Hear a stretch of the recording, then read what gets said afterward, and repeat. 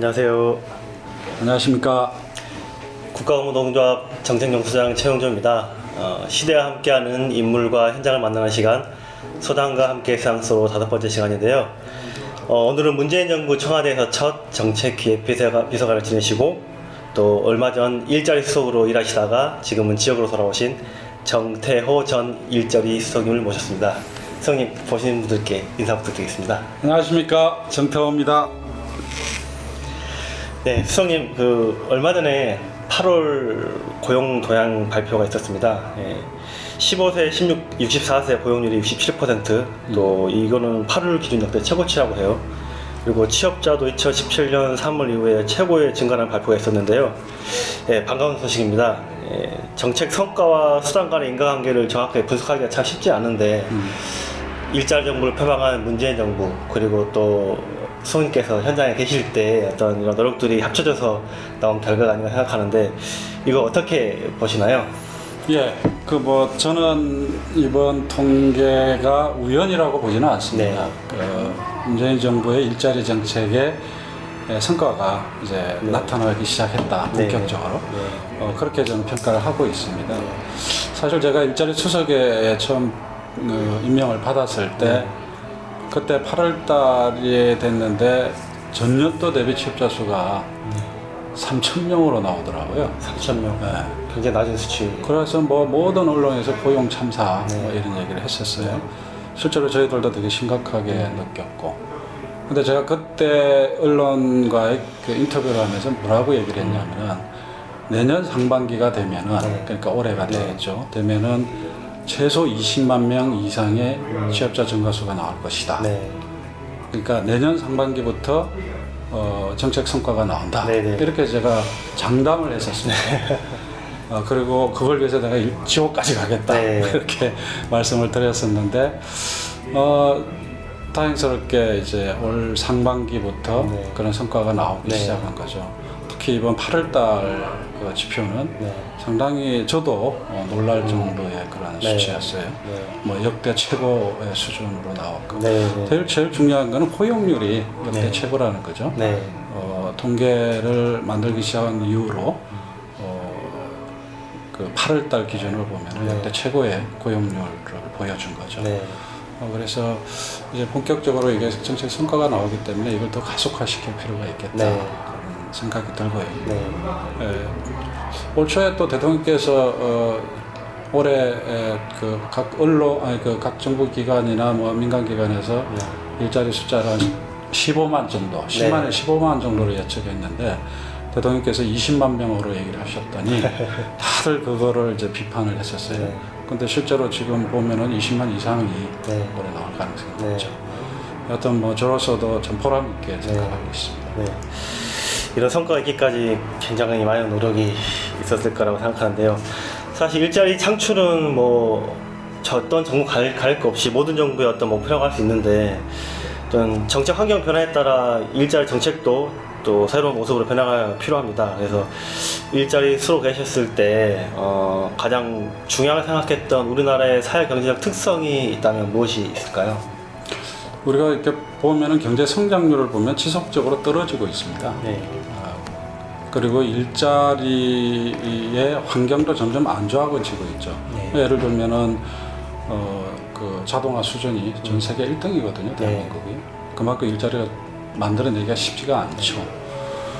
이게 이제 우리가 흔히 얘기하는 저성장, 저고용 시대에 들어왔다. 이게 구조화된 단계란 말이죠. 이 상황에서 이제 문재인 정부는 일자리 정부를 표방을 했는데 구조적으로 보니까 그렇더라고요. 그러니까 일자리가 늘어나는 쪽이 어디가 돼야 되고 줄어드는 쪽을 어떻게 방어할 거냐는 문제죠.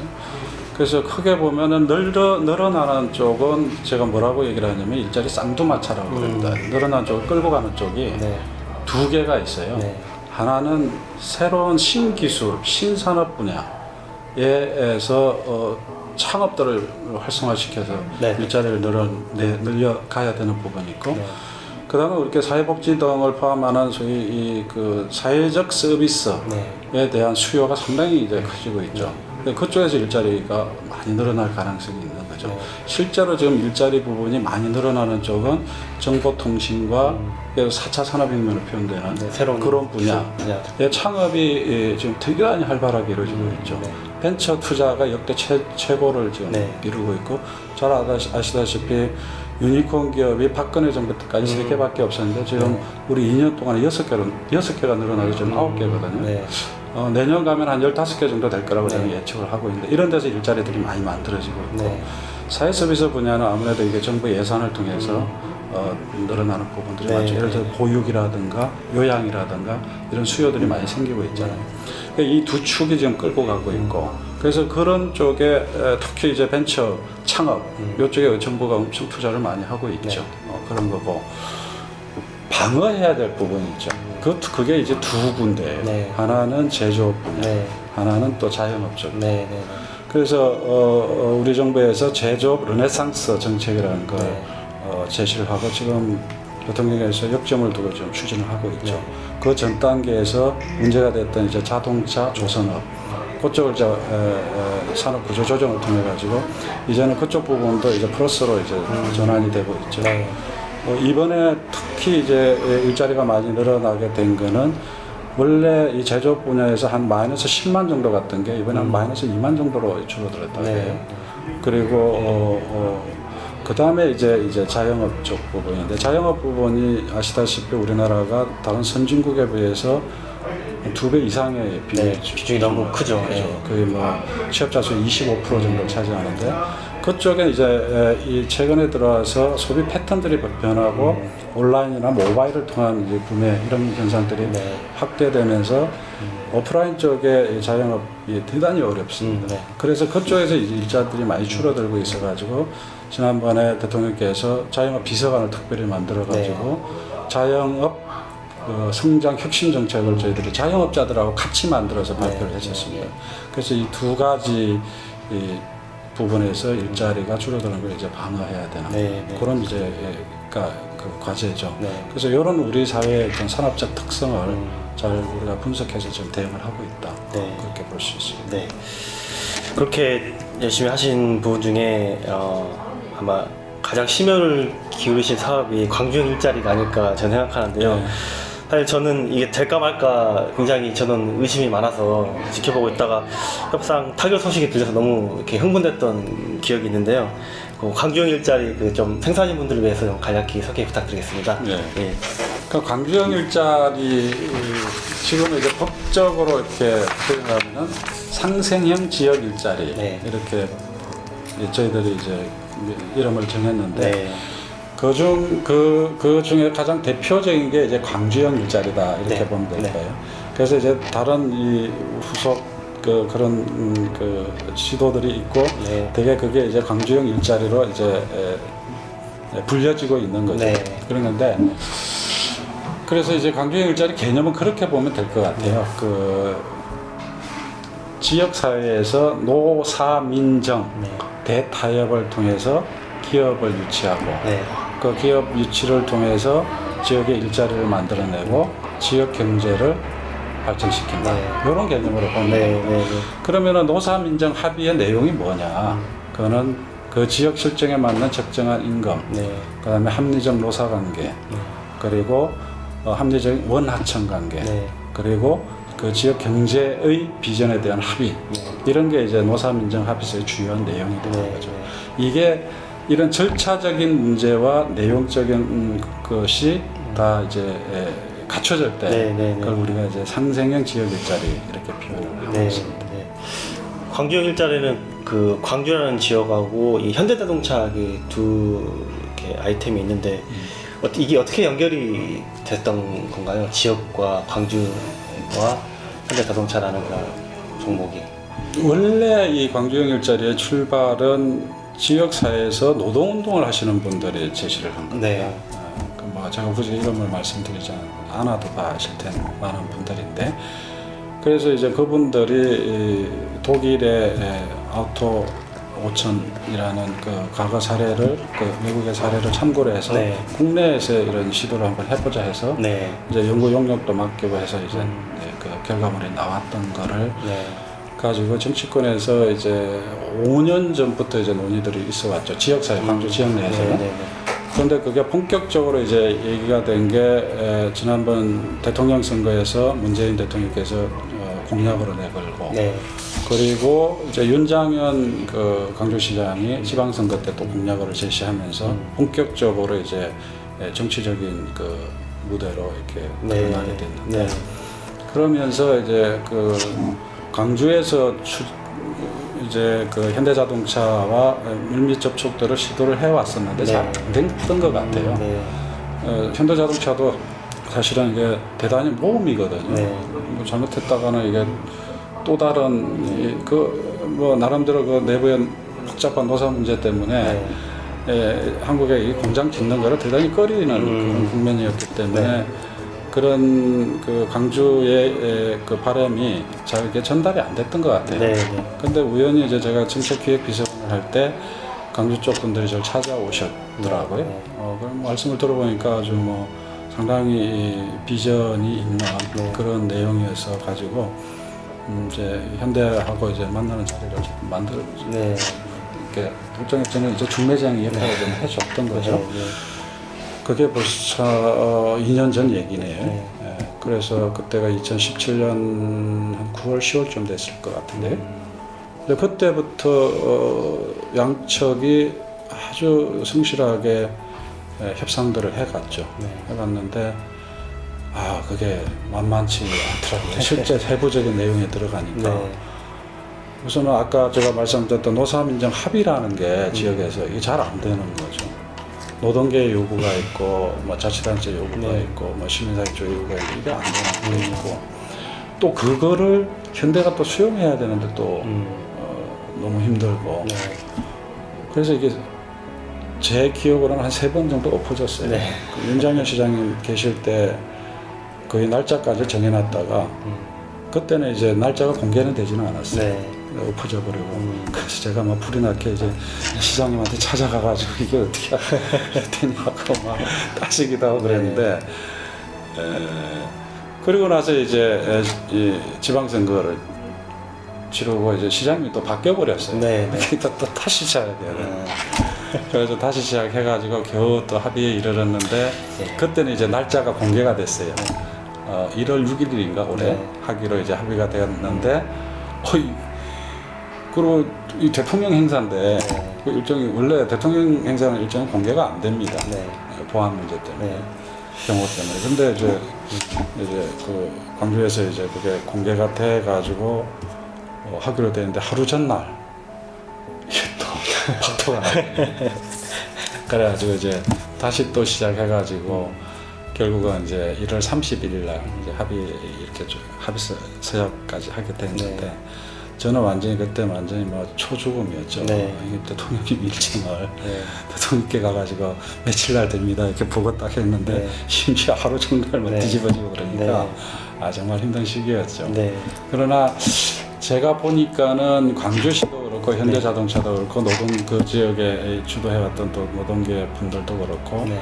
의지가 되게 강했어요. 네. 이게 대한민국이 살아날 길이다라는 것에 대한 확신들을 가지고 있더라고요. 네. 결국 그런 확신과 광주 시민들의 열렬한 그런 지지, 네. 열망 이런 게 모아지니까 네. 결국은 되더라고요. 네. 정말 그건 대단한 이게 아무도 가보지도 않았던 길이고 네. 또 실제로 이게 될 거라고 아무도 믿지 않았던 일들이 네. 그런 의지가 있으니까 이루어지더라고요. 네. 그래서 참 감동스러운 그런 장면이었습니다. 네. 저한테. 네. 그래서 말씀하신 것처럼 이제 독일의 그런 유사한 사례가 있어서 이제 아이디어가 얻었다고 해도 우리와 독일하고는 좀 이게 정책 취향이 많이 다르지 않습니까? 그래서 이 정책 사업에 대해서 어떤 확신을 갖기가 쉽지 않았을 것 같은데 그 가능성을 어디에서 확인하셨을까요? 우선은 첫 번째는 그 광주 시민들의 네. 열망이죠. 네. 광주가 1년에 그 시점에서 보니까는 5천에서 7천 명의 청년들이 네. 지역에 직장이 없어가지고 서울로 떠나는 네. 그런 일들이 있었기 때문에 광주 시민들은 지역의 일자리를 만드는 게 가장 절체절명의 네. 과제였던 거고 그렇기 때문에 어떤 대타협을 통해서 네. 해보자. 네. 뭐 이런 의지가 워낙 강하셨고 네. 더 중요한 것은 제가 이제 강쪽을 만나면서 본인들이 의지가 네. 강하다. 네. 현대자동차도 뭔가 새로운 노선 문화를 만들고 국가 경제에 기여하겠다. 네. 새로운 뭔가 모델을 만들어내겠다는 의지가 워낙 강하셨어요. 네. 광주시는 뭐 또 더 했고 또 더 특히 광주시에 참여했던 그 노동계 분들이 의지가 대단히 강했었어요. 네. 이제 그걸 보면서 저는 뭐 이건 무조건 된다. 그래서 잘 조율만 해주면 되겠구나 그런 생각을 했었죠. 네. 그래서 그 광주 일자리가 말씀하신 것처럼 우리나라에서 정말 시도하지 않았다는 그 점, 그리고 너무 많은 이해관계자가 이렇게 첨예하게 얽혀 있어가지고 정말 고난도의 정책 사업이라고 저는 생각을 합니다. 그래서 사업 추진 중에 말씀하신 그런 난관이 정말 많이 있었는데 구체적으로 어떻게 조금 풀어 나가셨는지 짧게 소개 부탁드리겠습니다. 뭐 제가 풀어나갔다기보다는 네. 저는 뭐 정인의 역할을 네. 해줬다? 뭐 그렇게 보는 게 맞을 것 네. 같아요. 모든 협상은 양측이 그야말로 자유로운 분위기에서 했던 거고 이게 현대와 광주시 간의 협상도 있고 네. 또 광주시는 노동계의 또 요구사항들을 또 반영해서 그거를 또 현대와 협상을 해야 되는 네. 이런 과정이었는데 제일 힘든 거는 우리 사회의 그 타협에 대한 문화 네. 이게 수용성이 되게 떨어지는 거죠. 네, 네. 왜냐하면은 뭔가 타협을 하면은 뭔가 이 배반을 한 것처럼 뭐 이렇게 본다던가 네. 아니면은 그 원하는 수준의 내 합의가 안 이루어지면은 뭔가 이렇게 밀렸다라는 네. 그런 그 지적다 네. 이런 것들 때문에 이 협상하시는 분들이 되게 힘들어 하시더라고요. 네. 아직 저희한테 익숙지 않은 그러니까요. 겁니다. 그러니까 그게 안 가본 길이기 때문에 네. 결국은 각자가 이 협상하시는 분들이 또 자기들은 각자는 자기 조직에 또 대표해서 나오신 네. 분들인데 돌아가서 또 요거도 먹을 걸 생각하니까 너무 힘든 거죠. 네. 그러니까 결국은 이 협상하시는 주체분들이 정말 힘든 결단들을 해주신 거죠. 네. 네. 우리가 나는 그런 그 결단을 해주신 분들의 그 노력, 네. 헌신 이런 건 진짜 우리는 존중해줘야 된다고 네. 저는 생각합니다. 네. 네, 그렇게 어렵게 이제 첫 발을 뗐다고 할 수 있는 그 광주형 일자 사업이 이제 실제 이제 물리적인 현장에 조성이 되고 이제 채용이 이루어지면서 일자리랑 연결돼서 이제 지속 가능하게 움직이기 위해서 앞으로 남은 이제 정부와 광주시가 어떤 부분에서 이렇게 집중해서 관리해야 되는지 그런 부분이 있다면 어떤 것이 있을까요? 제가 볼 때는 결국 합의 사항을 잘 지켜가는 게 중요할 것 같아요. 네. 그러니까 그 정말 이렇게 긴 시간의 협상을 통해서 탄생한 그런 합의서이기 때문에 네. 그 문장 하나하나에 그 협상 당사자들의 고뇌가 담겨 있는 네. 합의문입니다. 네. 그래서 그 합의문이 그때 이 협상 과정에서 부여됐던 의미들이 잘 실현될 수 있도록 네. 각자가 네. 자기 책임을 다해주는 노력 이게 나는 제일 중요하다고 봅니다. 네. 네. 보통 그러지 않습니까? 시간이 좀 지나가면은 그 해석, 그 의미에 대한 해석도 달라지기도 네. 하고 네.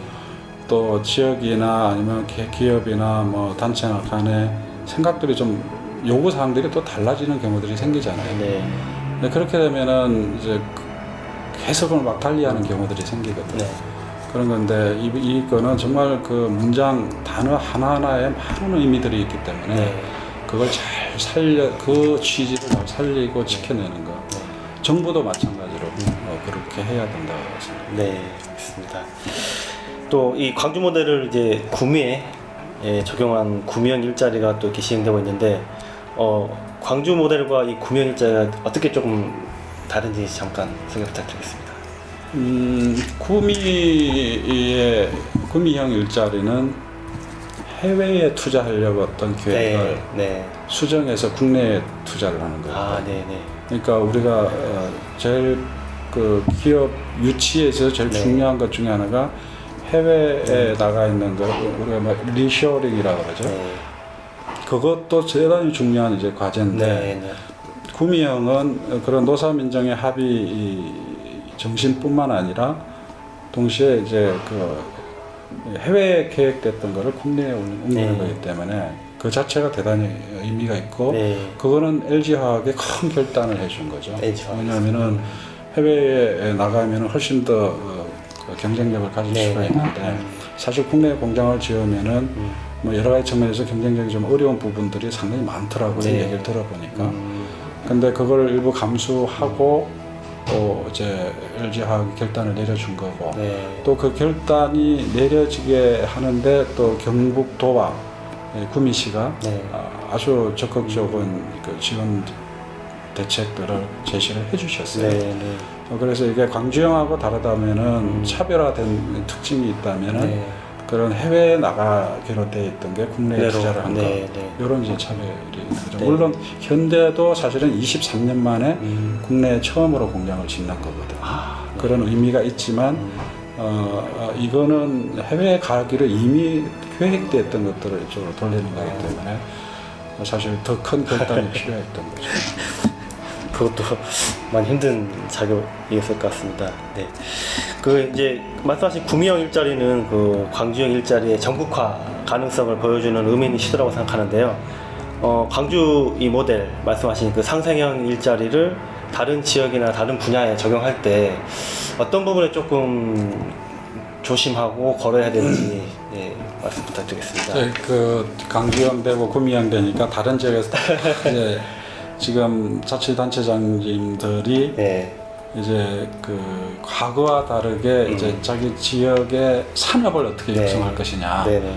그리고 그걸 통한 일자리를 어떻게 만들 거냐, 네. 이게 모든 단체장들의 관심들이 가 있어요. 네네. 근데 거기서 이 핵심적인 거는 뭐냐면 이게 노사민정의 대타협이거든. 네. 그 본질은. 네.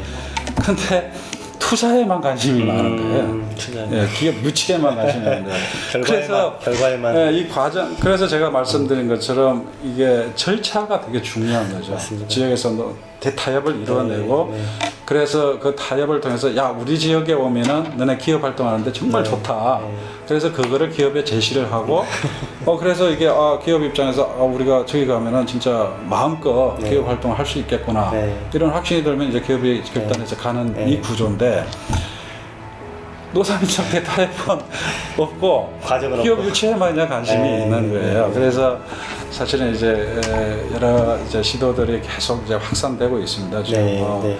뭐 대구형도 있고 네. 뭐 또 밀양형도 있고 군산형도 있고 강원도에서는 또 행성에서도 또 그런 네. 시도들이 지금 이루어지고 있는데 심지어 뭐 그 어떤 특정 기업 내에서 네. 또 강주형 그 개념을 한번 적용해보자 이런 시도도 있어요.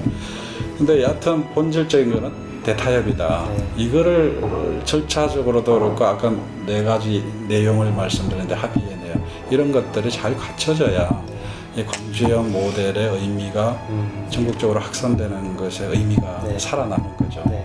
그래서 그런 부분에 좀 유의를 좀 했으면 좋겠다라는 생각이 들고 네. 근데 이제 의외로 또 지역에 그런 개념을 가지고 추진하려면은 주체들이 좀 분명하게 있어야 되는데 생각보다 약해요. 네. 그래서 좀 정부 입장에서는 이 광주형 모델의 그 본질적 내용들을 지방자치단체나 또 지역사회나 네. 또는 노동계나 이런 쪽에 잘 이해할 수 있도록 좀 그 개념을 잘 좀 설명해 줬으면 좋겠다. 그런 생각 좀 가지고 있습니다. 네.